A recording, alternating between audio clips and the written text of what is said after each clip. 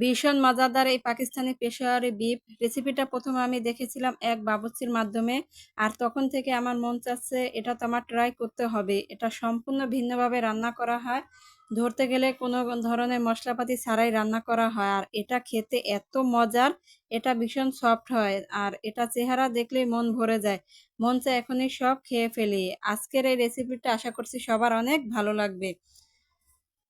Pakistani Peshawari beef রান্না করার জন্য প্রথমে আমি একটা ফ্রাই প্যানে দিয়ে দিলাম 4 চামচের মতো ঘি। এরপরে এই ঘিয়ের ভিতরে আমি দিয়ে দিচ্ছি গরুর মাংস। এখানে আমি 1.5 কেজি পরিমাণ মাংস নিয়েছি। মাংসটা আমি ধুয়ে পরিষ্কার করে নিয়েছি। আমি কিন্তু হাড় চর্বি সহ কিন্তু মাংসটা নিয়েছি।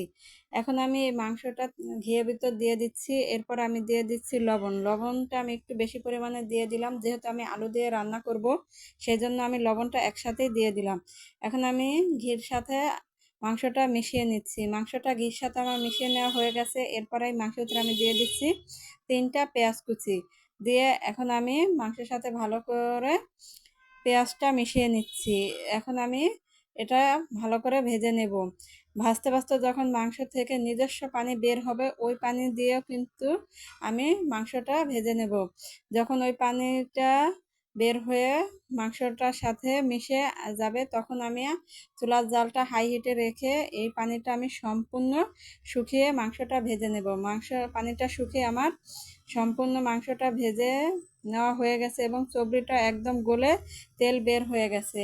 যখন মাংসটা আমার 80% মতো সেদ্ধ হয়ে যাবে, এখন আমি এতে দিয়ে দিচ্ছি কিছু আলু আর কয়েকটা কাঁচামরিচের ফালি দিয়ে এখন আমি মাংসের সাথে আলুটা মিশিয়ে নিচ্ছি। মাংসের সাথে আলুটা মিশিয়ে নেওয়া হয়ে গেছে। এরপর আমি এতে দিয়ে দিচ্ছি 5 থেকে 6টা লবঙ্গ, আরও 2 চামচের মতো ঘি দিয়ে এখন আমি মাংসের সাথে আলুটা একটু সময় নিয়ে ভেজে নিচ্ছি। মাংসের সাথে আলুটা সময় নিয়ে আমার ভাজা হয়ে গেছে। এরপর আমি এতে দিয়ে দিচ্ছি ফুটন্ত গরম পানি। এই মাংসটা কিন্তু সম্পূর্ণ ঘিয়ে ভেজে রান্না করা হয়, কোনো প্রকারের মশলাপাতি ও তেল ছাড়া। মাংসের যে নিজস্ব তেল আছে ওই তেল দিয়ে কিন্তু আমি মাংসটা রান্না করে নিচ্ছি। এরপর এখন আমি ঢাকনা দিয়ে ঢেকে দিচ্ছি যাতে পুরোপুরিভাবে মাংসটা আমার সেদ্ধ হয়ে সফট হয়ে যায়। কিছুক্ষণ পর আমি ঢাকনাটা উঠিয়ে একটু নেড়ে দিচ্ছি। এরপরে যখন পানিটা শুকিয়ে একটু এরকম ঘন হয়ে আসবে, এ পর্যায়ে আমি দিয়ে দিচ্ছি আবারও কিছু কাঁচামরিচ আর দিয়ে দিচ্ছি আরও 2 চামচের মতো ঘি। এখানে আমি 2 ধাপে কিন্তু ঘিটা ব্যবহার করেছি, এতে করে ঘির যে একটা ফ্লেভার এটা পুরোপুরিভাবে মাংসের ভিতরে ঢুকে দারুণ একটা স্মেল বের হবে। এখন আমার মাংসটা হয়ে গেছে। আমি এখন গরম গরমেই পরিবেশন করে নিচ্ছি।